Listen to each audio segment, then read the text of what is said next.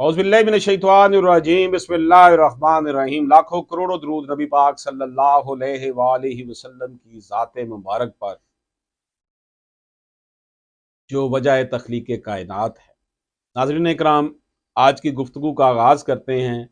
इससे पहले आपसे गुजारिश है कि अगर आपने अभी तक हमारा यूट्यूब चैनल सब्सक्राइब नहीं किया तो इसे सब्सक्राइब फरमा लें, बेल आइकन को क्लिक कर लें। नाज़रीन, CR नंबर 363 P 2012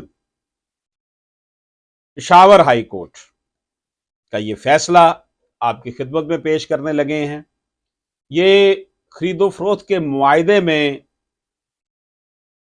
ताज़ीरी शिक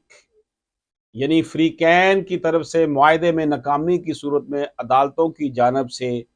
स्पेसिफिक परफॉर्मेंस के हवाले से एक अहम फैसला है। 7 जुलाई 1993 को एक शख्स सलाहुद्दीन मदई ने अपना 8 मरले का घर 4,70,000 रुपये के एवज जो है उसने उसका मुआहदा किया और मुआहदा के तहत ये मोहम्मद बशीर जो कि मुद्दा अलैह को फरोख्त कर दिया। मोहम्मद बशीर ने मौका पर ही मदई यानी सलाहुद्दीन को 2,20,000 रुपये अदा कर दिए, जिसके बदले में मदई ने घर का कब्जा मुद्दा अलैह को दे दिया। मुद्दा अलैह 1993 में ही घर में मुंतकिल हो गया। बकिया पैसों के बारे में कहा गया कि चूंकि मदई ने यह घर पहले से ही हाउस बिल्डिंग फाइनेंस कॉरपोरेशन के पास रहन के तौर पर गिरवी रखा हुआ था, तो सलाहुद्दीन पहले इस रहन को खत्म करेगा, जिसके बाद मोहम्मद बशीर बकाया पैसों की अदायगी करेगा और फिर सलाहुद्दीन पर लाजम होगा कि वो कागजात में भी इस घर को मोहम्मद बशीर के नाम मुंतकिल करे। फ्रीकैन के दरमियान मुआहदा खरीदो फरोख्त हो गया और इसमें एक ताज़ीरी शिक भी रखी गई थी,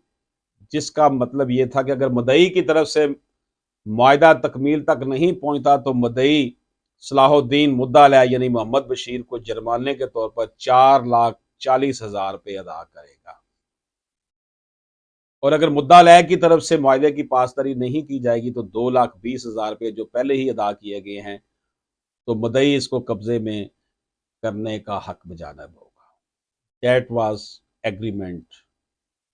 between plaintiff and defendant।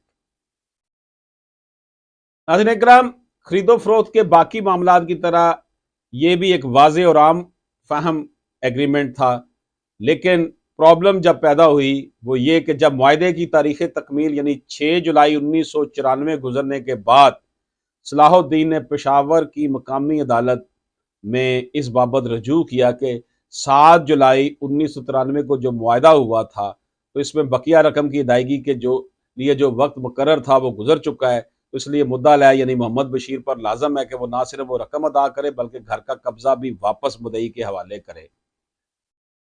इसके जवाब में मोहम्मद बशीर यानी मुद्दा अलैह ने भी दावा तामील मुख्तस दायर किया और अदालत से ये इस्तदा की कि मुदई पर लाजम है कि वो घर इसके नाम मुंतकिल करे,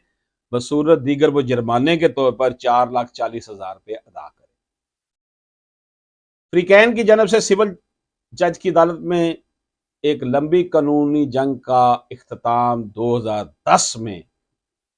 94 कहाँ 1994 और 2010 कहाँ में मुद्दा अलैह यानी मोहम्मद बशीर की जीत पर कुछ यूं हुआ कि मकान इसका नाम पर मुंतकिल करने का फैसला सादर कर दिया गया और इस फैसले को मुदई की जानब से एडिशनल डिस्ट्रिक्ट जज पेशावर के पास जो है ना वो अपील में चला गया और वहां पर भी ये बरकरार रखा गया। नाज़रीन इकराम, मुकदमे के यहां तक पहुंचने के दौरान मुद्दई और मुद्दा अलैह दोनों ही फौत हो चुके थे और ये उन दोनों के वारसान के दरमियान जंग चल रही थी। सिविल जज एडिशनल डिस्ट्रिक्ट जज की अदालत से कानूनी जंग में शिकस्त के बाद मुदई की जानब से पेशावर हाई कोर्ट में निगरानी दरख्वास्त के तहत रजू किया गया और फिर ये फैसला पेशावर हाई कोर्ट ने किया। पेशावर हाई कोर्ट ने फ्रीकैन के दलाइल के सुनने के बाद अपने फैसले के आगाज में इस नुक्ते पर बात की कि 7 जुलाई 1993 को फ्रीकैन के दरमियान जो मुआहदा तय हुआ तो बुनियादी तौर पर वो एक मशरूत मुआहदा था और मशरूत इस वजह से था कि चूंकि मुद्दई को पहले अपने घर से वो हाउस बिल्डिंग फाइनेंस कॉरपोरेशन की रहन हटाना थी, इसके अलावा भी इस घर पर नेशनल बैंक ऑफ पाकिस्तान का कर्जा था, तो दोनों हटाने के बाद ही मुद्दई के खिलाफ मायदा तकमील मुख्तस यानी स्पेसिफिक परफॉर्मेंस का फैसला हो सकता था। और यही वजह है कि मुद्दई की जानब से यह दलाइल देना कि मुद्दा ने बकिया पैसों की अदायगी नहीं की थी, तो वो इसलिए अहमियत नहीं रखता, क्योंकि मुद्दई ने खुद भी अपने घर से रहन नहीं हटा पाया था, तो इसलिए मुआहदे में नाकामी का ज्यादा कसूरवार मुद्दई का ही है। यही वजह है कि फ्रीकैन की तरफ से मुआहदे में नाकामी की सूरत में फ्रीकैन के पास हल सिर्फ एक ही था, वो ये कि फ्रीकैन ने खुद मुआहदे की नाकामी की सूरत में जो शिक रखी थी, तो इसको अमल में लाया जाना था। और ये बात मुद्दा यानी मोहम्मद बशीर के इल्म में भी थी, और इसी वजह से उसने दावा तमील मुख्तस में नाकामी की सूरत में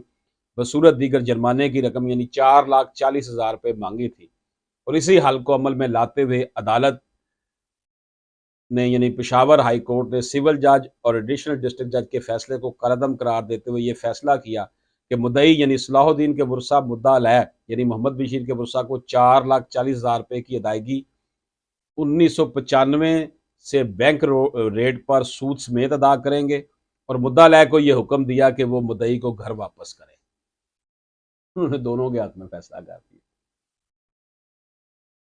पेशावर हाईकोर्ट की तरफ से यह फैसला सामने आने के बाद मुद्दा लय ने इस दौरानिये में घर की तमीर और तरक्की की ज़िमन में 30 लाख रुपए मांगे, लेकिन इसको अदालत ने इस वजह से खारिज कर दिया क्योंकि वो 1994 से ही घर में रिहाइश पजीर है, तो ये बजाते खुद बहुत मुद्दा लय के लिए बड़ा फ़ायदा था। इस अहम फैसले का खुलासा ये है कि मुआहदा खरीदो फरोख्त में जब ताज़ीरी शिक होगी तो अदालतों पर लाजम है कि फ्रीकैन के दरमियान इस शिक के मुताबिक ही जुर्माने वगैरह का फैसला करें, ना कि अदालतें खुद फ्रीकैन के दरमियान किसी मुआहदे का मौजब बने। ये थी जनाब judgement CR number 363, civil revision number 363 2012। Justice Ejaz Anwar साहब ने इस फैसले को लिखा। अशरफ आसमी एडवोकेट को इजाज़त दीजिए। अल्लाह।